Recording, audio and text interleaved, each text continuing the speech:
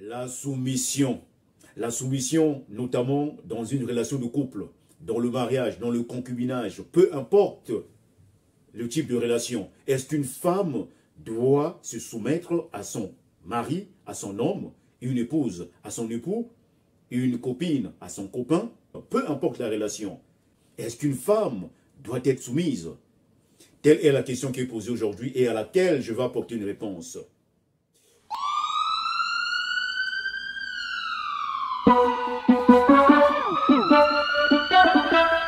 Système ya kuzanguka.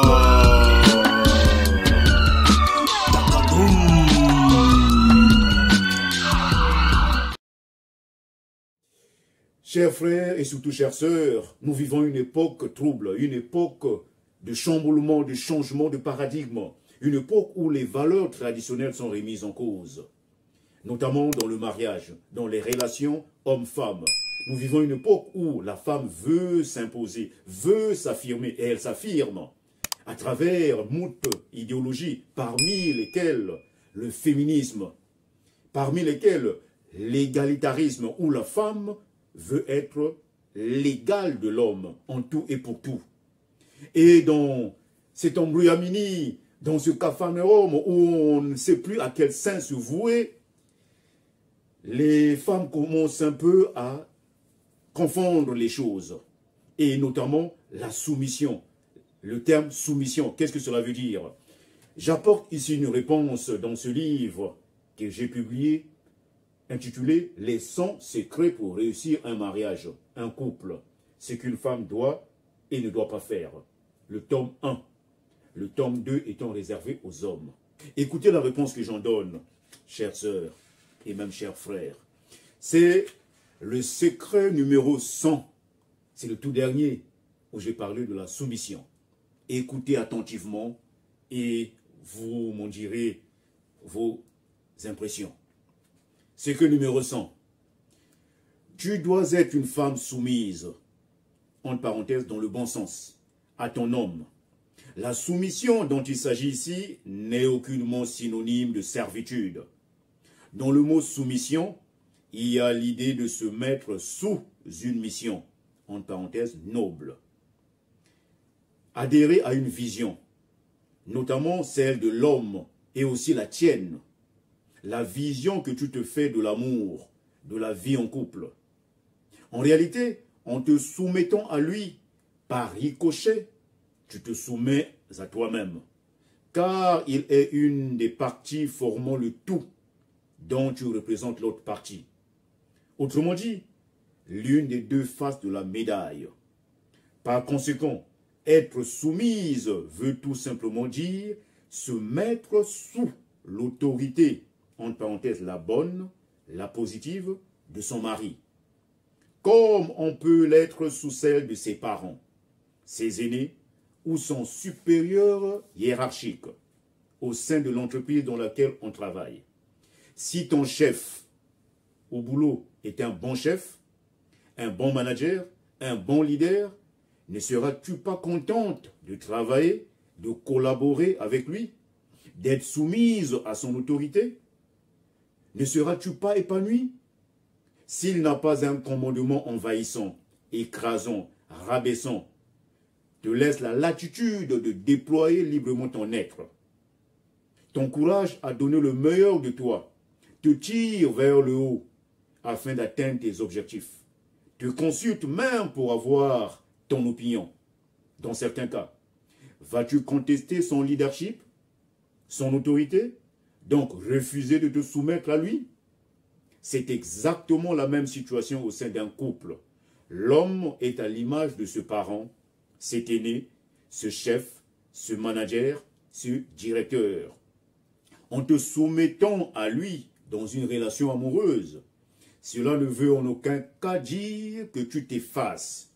Tu n'as plus un seul mot à dire. Tu ne peux plus le contredire quand tu n'es pas d'accord avec lui.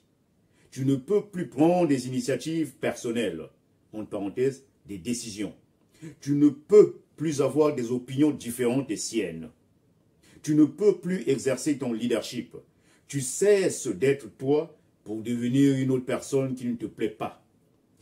Cependant, si ce parent, cet aîné, ce chef, ce manager, ce directeur n'est pas du tout bon, s'il est méchant, imbu de sa personne, si c'est un tyran, il ne mérite pas que tu te mettes sous son autorité.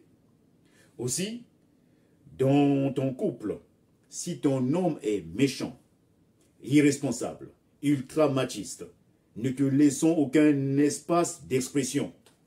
S'il exerce sur toi une domination, une emprise, une dictature néfaste, ne sois pas soumise à lui.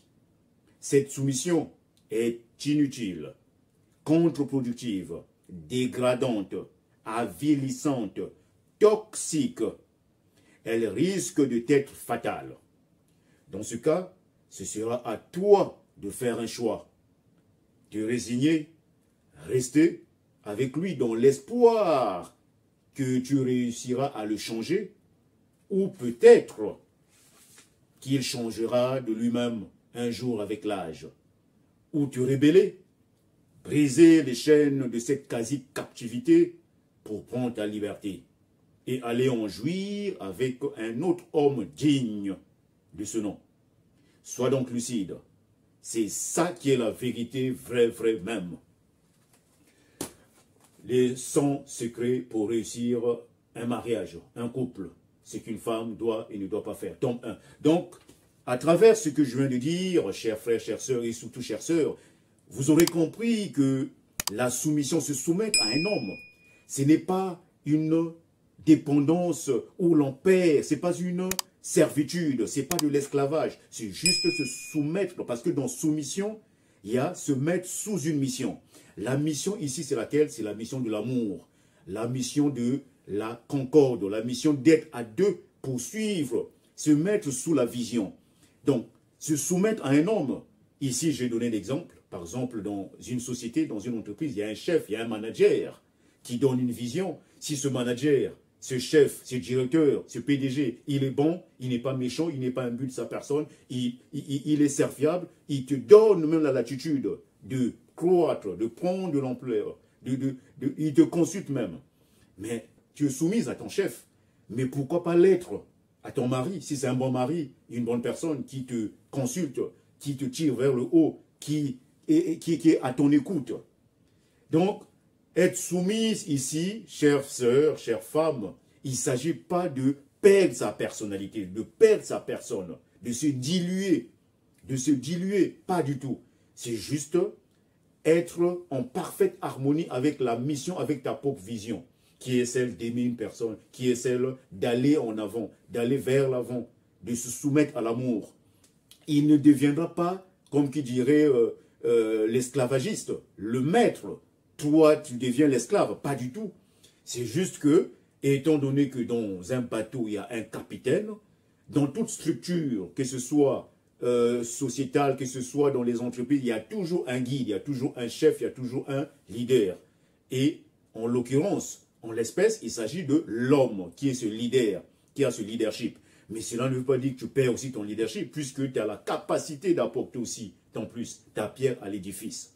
Donc voilà, résumé ce que je pense moi de la soumission.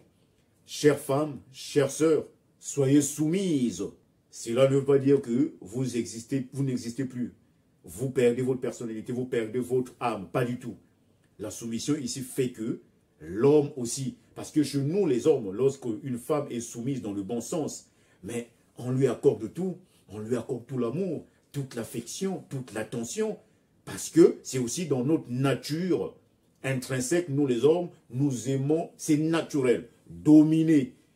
Nous aimons être des rois.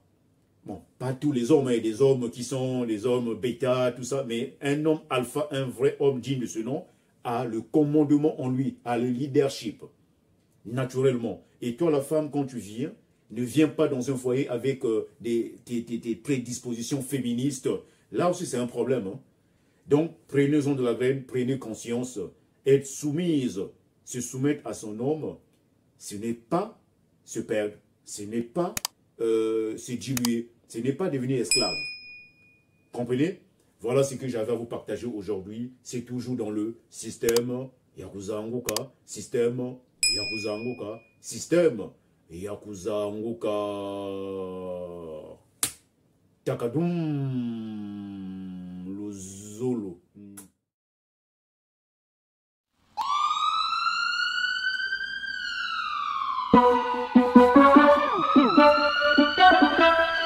Système ya kuzanguka.